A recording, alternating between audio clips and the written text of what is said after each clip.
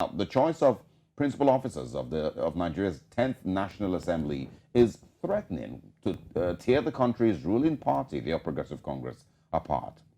A cross-section of Nigerians say the development is anti-democratic and must not be allowed to materialize. Now, recall that the APC leadership last week moved to anoint some individuals for the National Assembly principal officers positions.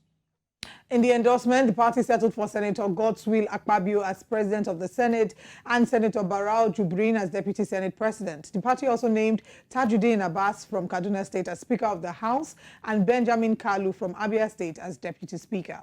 Also, some stakeholders of the party from the Southeast have completely rejected the endorsements, insisting that one of its own should be the next Senate president. Our guest this morning is Are Oba Oladotun Hassan. He's a lawyer, member of the Special Duties Committee, APC, Presidential Campaign Council 2023, and he's also the President, Yoruba Council Worldwide.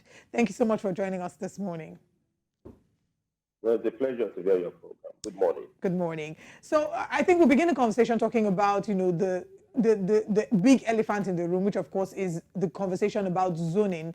And there have been arguments for and against. Some have been of the opinion that, the APC hasn't been particularly fair in that they have subconsciously branded the persons that they want to throw their support to, and that in some sense defeats the essence of democracy, which is allowing people to choose who they want to represent them. I'd like you, to share your thoughts on this and, the position of the APC as regards zoning in the party.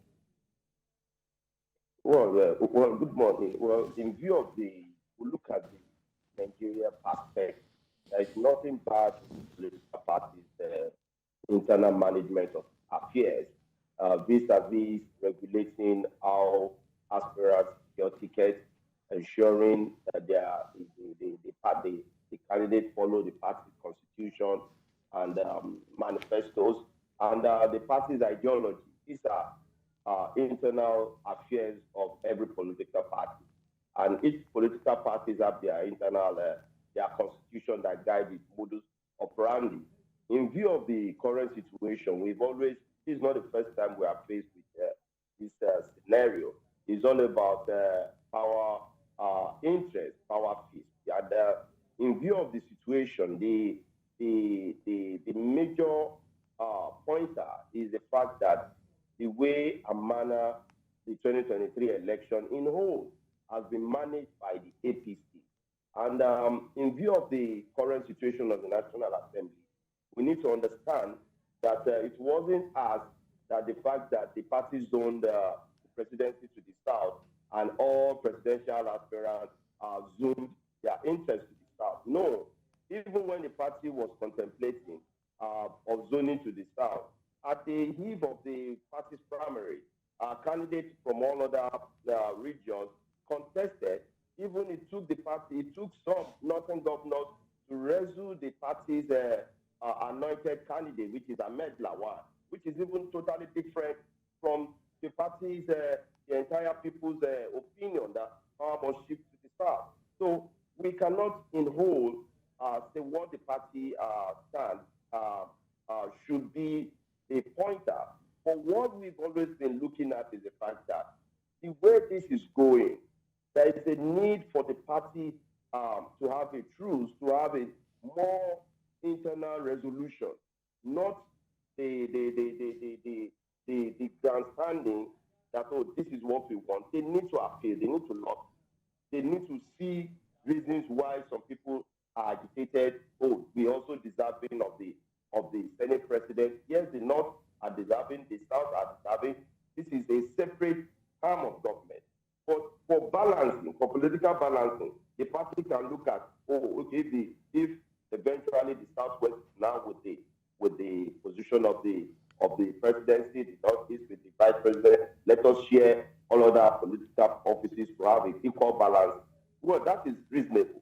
But the party needs to play a fatherly role. It is not in the best interest of the way there is more agitation. What we are looking at is that if the party continues to maintain this grand and hard stance, it will give room for the opposition to also take advantage. It is just all about they are managing their interest. It has happened in the 8th Assembly before.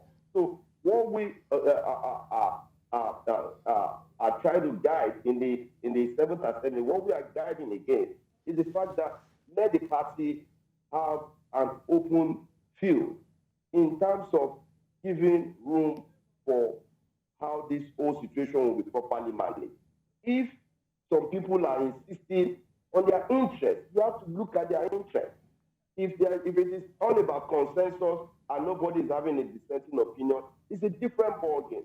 But if the political party members also have rights to aspire and be guided, it is not that it's an anti-party for them to aspire, but the party must look reasonably within. The party nominee for the Senate presidency, yes, he's a competent man, he has the experience, in as much as he has all the qualifications that backs his aspiration. The party don't have to close the door to all other aspirants. They need to bring them on the table. They need to, if they say they are insisting, then let the party put all of them on the field. In as much as everyone has his own political mathematics that they want to play, every politician has one or two mathematics in their cockpit. So in as much as that is there, let the party not be too rigid. Let there be an open field, especially even if the fact that of the presidency is quite competitive, that we have senators from the north, senators from the south, Mr. Hassan, holding ground to their rights. Let the national chairman, having received the petition, set up a steering committee, an ad hoc committee to consider their own. Mr. Hassan, let me quickly jump in here. I want to ask, because you're talking about having an open playing field. The vice presidential candidate, Shatima, of course, is in the news because of his views concerning having, I think Muslim leadership across the different levels of government in their government. So if you have an open field, or open level playing field for everybody to contest for National Assembly leadership, there's a possibility that you have a Muslim president, a Muslim vice president, and a Muslim Senate president, and maybe even Muslim deputy Senate president. Do you think Nigerians should be worried about this? Yeah. Well, I believe that the vice president, when he was defending the need for the party to abuse the citizens' mind on Islamization of the country, to me, I don't see that as a yardstick. If it is all about competency, let's not be too sentimental. The reason is that for the fact that we have a Muslim ticket in the president and the vice president, we believe in them, that they have the capacity to lead. So they should not bring it as a defense. It is even I would call it politically unethical to use those grounds as a defense for not us having competency. We've always had a Muslim Christian. What does that transmit? That will not, for the fact that you bring an angel from the Christian community, that does not transport the fact that we are good governors. It's all about the capacity and experience. So if candidates that are aspiring and they have the imaginative view to lead the National Assembly, and they are prerequisitely qualified by the standing order of the Senate of the National Assembly, so further they are qualified by the rules that guide the National Assembly. We should understand there's a separate rule that guides the National Assembly, which is the standing order. So in as much as the political party is trying to midwife, that does not mean that the capsule will be swallowed by every aspirant. The major thing is that these are independent minds. The party needs to manage, and that is where I will call the president-elect to at least have a broader mind in viewing the entire situation. How they manage the House of Reps situation, how they manage the senator situation. Because this, in the next 100 days, we don't want to be faced with the National Assembly that will turn the entire situation of the country upside down. In as much as the national chairman have agreed in principle that they would look into their interests, let there be an equitable justice. We love their nominee. Not that they are bad, but the fact that this grandstanding might nosedive the political parties' opportunity of winning the National Assembly functionary seat, which is to become the majority. There's nothing stopping this whole majority party from about interested candidates to match with all other chunks of political party that we have in the House to deliver and a new leadership that will be of national competence. Just as I'll borrow the word of Bola Ahmed Tinubu. They can have a national competence, a merger of interest for them to score a point against the party. And that does not make it an anti-party situation. It's all about everybody trying to exercise their immediate franchise right. So I will implore the party. I will implore the president-elect.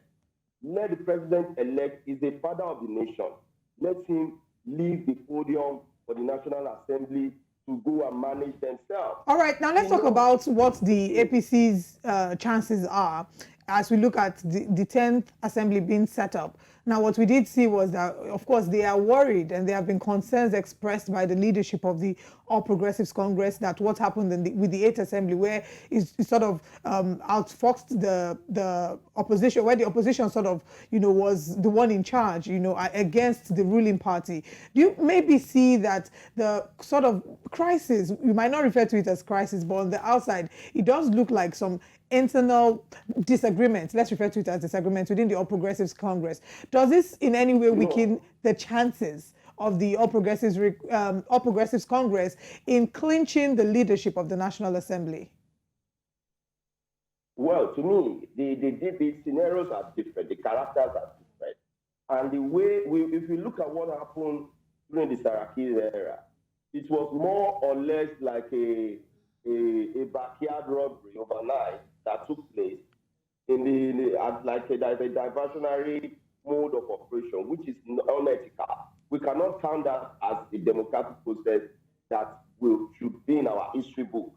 So let that pass. That has passed behind us. We're having new senators. We're having new House of Reps members. Guide them conscientiously. They might not be, the party has all the opportunity to manage itself. That is why I now said the party, for the first time, the area the party had mistake is that they need to first call who are the aspirants. Meet with all the aspirants. Have more meetings with them before you bring out your management, your party arrangement and anointed candidate. That is where the mistake is. If the party have left everything open by doing its bidding internally, discreetly, ensuring that everybody's interest is captured in the resolution and everybody sees reason. You don't have to bath the baby with the bathwater and throw the baby away and still believe that you won't make the baby happy. You need to guide the process. Yeah, so Mr. Hassan, to ensure you bring everybody to a round table. It's very critical. Very true. But Mr. Hassan, for anyone to play the religious game, it won't help us. And I want the Vice President not to bring that on the table. Let them try to profess what the citizens are yearning for now is who will solve our hyperinflation, who will solve our cash crunch, who will solve unemployment, who will give good living to the citizens. Yeah, so Mr. Hassan, I will. Now you're talking about who will solve Nigerians' problems, because I'm sure you would agree that a lot of people do not believe that the current or the president-elect and his team would be capable of doing that. There's still a lot of Nigerians who do not believe so, and that includes the National Assembly also. We've seen a 9th National Assembly that has been described to a large extent by analysts as a rubber stamp National Assembly. So I want to share your thoughts on the 10th National Assembly. After all the arguments and the politicking and the bargaining for who takes over as leadership of the 10th National Assembly, how can we be certain that we're not getting a 10th National Assembly that would be described as rubber stamp once again? Well, I'm most certain that, however the party may arrive at resolution, by virtue of the competency, capacity, and the horizon of those that are elected in the National Assembly, These are people yearning for a newness.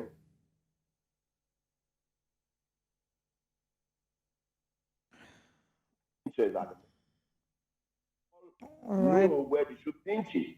What I want to inform is the fact that the bulk of good governance stops mainly on the driving capacity of the executive. Who are the ministers that are coming on board? Not the ministers that from their day of nomination and appointment, that is the last time you see them. You don't see them on the field, you don't see them delivering good governance, they just collect salary, emolument, and everything that is assigned to them. Those are not who we need now. We need everybody from the National Assembly. You know, these are not times that we have to be pessimistic. Let's be optimistic so that we can charge the 10th Assembly to be on its toes, not as a rubber stamp, not as a caricature, but a real National Assembly that Nigerians can communicate with. A leadership that will feel the pulse and represent the yearnings of the 36 states and the FCT of the country. All citizens must be equal before the National Assembly.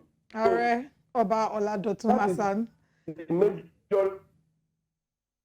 We unfortunately have run out of time, but we thank you for joining us this morning. And we express the same optimism that you've talked about. We do hope that we have a 10th Assembly that, you know, is much better than we've had in time past, and that we're able to resolve all of the drama that's currently going on. Thank you so much for joining us. Thank you very much.